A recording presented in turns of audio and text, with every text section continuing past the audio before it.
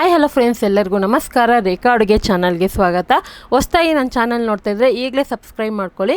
ಬನ್ನಿ, ಇವತ್ತೊಂದು ಡಿಫ್ರೆಂಟಾಗಿ ಬೆಳಗ್ಗೆ ತಿಂಡಿಯಾಗಿ ಈಸಿಯಾಗಿ ರುಚಿಯಾಗಿ ಮಾಡೋವಂಥ ರೆಸಿಪಿ ತಂದಿದ್ದೀನಿ. ಅದೇನಪ್ಪ ಅಂದರೆ ತೆಂಗಿನಕಾಯಿ ರೈಸು. ತೆಂಗಿನಕಾಯಿ ರೈಸ್ ಅಂದರೆ ತುಂಬ ಜನಕ್ಕೆ ಗೊತ್ತಿರೋದಿಲ್ಲ, ಮತ್ತು ಕೆಲವ್ರು ಗೊತ್ತಿದ್ರೂ ಮಾಡಲ್ಲ. ಆದರೆ ನಾನು ತೋರಿಸೋವಂಥ ಟಿಪ್ಸ್ನ ಟ್ರಿಕ್ಸ್ನ ನೀವು ಯೂಸ್ ಮಾಡಿದ್ರೆ ತುಂಬಾ ರುಚಿಯಾಗಿ ಬರುತ್ತೆ. ಖಂಡಿತ ಇವತ್ತು ಮಾಡೋವಂಥ ಈ ರೆಸಿಪಿ ಇಷ್ಟ ಆಯ್ತು ಅಂದರೆ ಒಂದು ಲೈಕ್ ಮಾಡಿ, ಶೇರ್ ಮಾಡಿ, ಕಮೆಂಟ್ ಮಾಡಿ. ಬನ್ನಿ ಇವಾಗ ಯಾವ ರೀತಿ ಮಾಡೋದಂತ ನೋಡೋಣ. ಈಗ ಒಂದು ಮಿಕ್ಸಿ ಜಾರ್ಗೆ ಒಂದು ಅರ್ಧ ಕಪ್ ಆಗೋಷ್ಟು ತೆಂಗಿನಕಾಯಿ ತುರಿ ಹಾಕ್ಕೊತಾ ಇದ್ದೀನಿ. ಒಂದು ಅರ್ಧ ಕಪ್ ಆಗೋಷ್ಟು ನೀರು ಹಾಕಿ ಇದನ್ನು ನುಣ್ಣಗೆ ರುಬ್ಬಿಟ್ಟು ಇದನ್ನು ನಾವು ತೆಂಗಿನಕಾಯಿ ಹಾಲನ್ನ ಮಾಡ್ಕೋಬೇಕಾಗುತ್ತೆ. ಸೊ ಈ ರೆಸಿಪಿಗೆ ಈ ತೆಂಗಿನಕಾಯಿ ಹಾಲು ತುಂಬಾ ಟೇಸ್ಟ್ ಕೊಡುತ್ತೆ. ಮತ್ತು ನಮಗೆ ಅನ್ನನ ಮಿಕ್ಸ್ ಮಾಡಿದಾಗ ಕೆಲವೊಮ್ಮೆ ರೈಸ್ಗಳು ಡ್ರೈ ಆಗಿರುತ್ತೆ. ಸೊ ಈ ಥರ ತೆಂಗಿನಕಾಯಿ ಹಾಲು ಹಾಕಿ ಮಾಡಿದಾಗ ನಿಮಗೆ ಸಾಫ್ಟಾಗಿ ತುಂಬಾ ರುಚಿಯಾಗಿರುತ್ತೆ. ಈಗ ನೋಡಿ, ಈ ಥರ ಫಿಲ್ಟ್ರಲ್ಲಿ ನಾನು ತೆಂಗಿನಕಾಯಿ ಹಾಲನ್ನ ಫಿಲ್ಟ್ರ್ ಮಾಡಿ ಇಟ್ಕೊಂಡಿದ್ದೀನಿ. ಗಟ್ಟಿ ಇರಬೇಕು ಹಾಲು.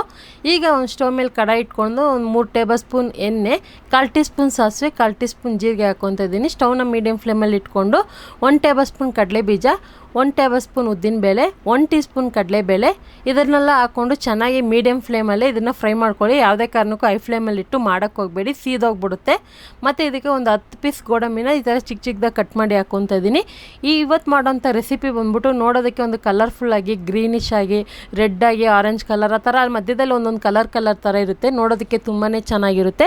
ಟೇಸ್ಟ್ ಕೂಡ ಅಷ್ಟೇ ಚೆನ್ನಾಗಿರುತ್ತೆ. ಒಂದು ಅರ್ಧ ಇಂಚು ಶುಂಠಿನ ಜಜ್ಜಿಬಿಟ್ಟು ಹಾಕ್ಕೊತಾ ಇದ್ದೀನಿ. 3 ಒಣಗಿದ ಮೆಣಸಿನ್ಕಾಯಿ, ಖಾರಕ್ಕೆ ಒಂದು 3 ಹಸಿರು ಮೆಣಸಿನ್ಕಾಯಿ, ಒಗ್ಗರಣೆ ಫ್ಲೇವರ್ಗೆ ಒಣಗಿದ ಮೆಣಸಿನ್ಕಾಯಿ, ಖಾರಕ್ಕೆ ಹಸಿ ಮೆಣಸಿನ್ಕಾಯಿ, ಹಾಗೆ ಸ್ವಲ್ಪ ಕರ್ಬೇವಿನ ಸೊಪ್ಪು ಇದನ್ನೆಲ್ಲ ಹಾಕ್ಕೊಂಡು ಮೀಡಿಯಮ್ ಲೋ ಫ್ಲೇಮಲ್ಲೇ ಚೆನ್ನಾಗಿ ಫ್ರೈ ಮಾಡಿಕೊಂಡು ಸ್ಟವ್ನ ಇಮಿಡಿಯೇಟ್ಲಿ ಲೋ ಫ್ಲೇಮಲ್ಲಿ ಇಟ್ಕೊಳ್ಳಿ, ಅಂದರೆ ಸಿಮ್ಮಲ್ಲಿ ಇಟ್ಕೊಂಡು ಇದಕ್ಕೆ ನಾನು 3/4 ಕಪ್ ಆಗೋಷ್ಟು ತೆಂಗಿನಕಾಯಿ ತುರಿದಿರೋದನ್ನ ಹಾಕ್ಕೊತಾ ಇದ್ದೀನಿ. ಸೊ ತೆಂಗಿನಕಾಯಿ ತುರಿನಲ್ಲಿ ನಿಮಗೆ ಈ ಥರ ಕಲರ್ ಇದೆ ಅಂತ ಗೊತ್ತಾಗುತ್ತೆ ಅಂದರೆ ಯಾಕೆಂದರೆ ನಾನು ಸಿಪ್ಪೆ ಸಮೇತ ತೆಂಗಿನಕಾಯಿನ ತುರಿದಿಟ್ಕೊಂಡಿದ್ದೆ. ನಿಮಗೆ ಸಿಪ್ಪೆ ಬೇಡ, ಮೇಲೆ ಭಾಗ ಬ್ಲ್ಯಾಕ್ ಕಲರ್ದು ಬೇಡ ಅಂದರೆ ಅದನ್ನು ಸಿಪ್ಪೆ ತೆಗೆದ್ಬಿಟ್ಟು ಕೂಡ ನೀವು ಮಿಕ್ಸಿನಲ್ಲಿ ತುರಿದಿಟ್ಕೋಬೋದು. ಹಾಗೆ ಇದಕ್ಕೆ ನಾನು ರುಚಿಗೆ ತಕ್ಕಷ್ಟು ಉಪ್ಪು ಹಾಕ್ಕೊಂಡು ಚೆನ್ನಾಗಿ ಒಂದು 30 ಸೆಕೆಂಡ್ ಫ್ರೈ ಮಾಡಿದ ಮೇಲೆ ಇದಕ್ಕೆ ರುಬ್ಕೊಂಡಿರುವಂಥ ತೆಂಗಿನಕಾಯಿ ಹಾಲು ಹಾಕ್ಕೊಂಡು ಇದನ್ನು ಅಷ್ಟೇ ಒಂದು 30 ಸೆಕೆಂಡು, ತೆಂಗಿನಕಾಯಿ ತುರಿ ಹಾಕಿ ಒಂದು 30 ಸೆಕೆಂಡು, ತೆಂಗಿನಕಾಯಿ ಹಾಲು ಹಾಕಿದ ಮೇಲೆ ಒಂದು 30 ಸೆಕೆಂಡ್ ಫ್ರೈ ಮಾಡ್ಕೊಳ್ಳಿ. ಉಪ್ಪು ಖಾರ ನೋಡ್ಕೊಳ್ಳಿ, ಎಷ್ಟು ಬೇಕಂತ ನೋಡಿಕೊಂಡು ನಿಮ್ಗೆ ಎಷ್ಟು ಬೇಕೋ ಹಾಕ್ಕೊಳ್ಳಿ. ಈಗ ಇದಕ್ಕೆ ನಾನು ಆಲ್ರೆಡಿ ಮುಂಚೆನೇ ಅನ್ನ ಮಾಡಿಟ್ಕೊಂಡಿದ್ದೆ. ಬೈ ಚಾನ್ಸ್ ಏನಾದರೂ ನೀವು ಉಳಿದಿರೋ ಅನ್ನಕ್ಕೆ ಏನಾದರೂ ಮಕ್ಕಳಿಗೆ ಮಾಡಿಕೊಡ್ಬೇಕಂದ್ರೆ ಆ ಥರನೂ ಮಾಡಿಕೊಡ್ಬೋದು. ಅಥವಾ ನಿಮ್ಮ ಮನೇಲಿ ಏನಾದರೂ ಸಿಂಪಲ್ ಫಂಕ್ಷನಲ್ಲಿ ತುಂಬ ಜನ ವೆರೈಟಿ ಆಫ್ ರೈಸ್ ಮಾಡಬೇಕಂತ ಇರ್ತೀರ. ಸೊ ಆ ಥರ ಕೂಡ ನೀವು ಇದರ ರೆಸಿಪಿನ ಟ್ರೈ ಮಾಡ್ಬೋದು. ತುಂಬಾ ಚೆನ್ನಾಗಿರುತ್ತೆ, ಒಂದು ಡಿಫ್ರೆಂಟ್ ಟೇಸ್ಟಲ್ಲಿ. ಅಥವಾ ನೀವು ಮಕ್ಕಳಿಗೆ ಲಂಚ್ ಬಾಕ್ಸಿಗೆ ಬೆಳಗ್ಗೆ ತಿಂಡಿಗೆ ಬೇಕಂದರೆ ಕೂಡ ನೀವು ಮಾಡ್ಕೊಬೋದು. ಈಗ ನೋಡಿ, ಮಸಾಲೆ ಅನ್ನೋದು ನಿಮಗೆ ಡಾರ್ಕಾಗಿ ಬೇಕು ಅಂದರೆ ಅನ್ನ ಕ್ವಾಂಟಿಟಿ ಕಡಿಮೆ ಹಾಕ್ಕೊಳ್ಳಿ.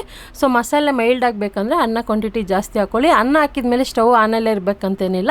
ಸ್ಟವ್ ಆಫ್ ಮಾಡಿಬಿಟ್ಟು ಚೆನ್ನಾಗಿ ಮಿಕ್ಸ್ ಮಾಡ್ಕೊಳ್ಳಿ. ಬೈ ಚಾನ್ಸ್ ಉಪ್ಪು ಕಡಿಮೆ ಆದರೆ ಇವಾಗ ಒಂದು ಸ್ವಲ್ಪ ಉಪ್ಪು ಹಾಕಿ ಕೂಡ ಮಿಕ್ಸ್ ಮಾಡ್ಕೋಬೋದು. ಬೇಕು ಅಂದರೆ ಇದಕ್ಕೆ ಕೊತ್ತಂಬರಿ ಕೂಡ ಹಾಕ್ಕೋಬೋದು.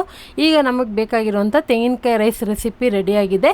ಇದ್ರ ಜೊತೆಗೆ ಯಾವುದೇ ರೀತಿ ಚಟ್ನಿ, ಗೊಜ್ಜು ಮತ್ತು ಗ್ರೇವಿ ಏನೂ ಬೇಕಾಗಿಲ್ಲ, ಹಾಗೆ ತಿನ್ಬೋದು.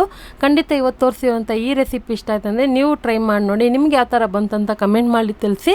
ಹಾಗೆ ಈ ರೆಸಿಪಿ ಇಷ್ಟ ಆಯ್ತು ಅಂದರೆ ರೇಖಾ ಅಡುಗೆ ಚಾನಲ್ನ ಸಬ್ಸ್ಕ್ರೈಬ್ ಮಾಡಿ, ಲೈಕ್ ಮಾಡಿ, ಶೇರ್ ಮಾಡಿ. ಈ ವಿಡಿಯೋ ನೋಡಿದ್ದಕ್ಕಾಗಿ ಎಲ್ಲರಿಗೂ ಧನ್ಯವಾದಗಳು.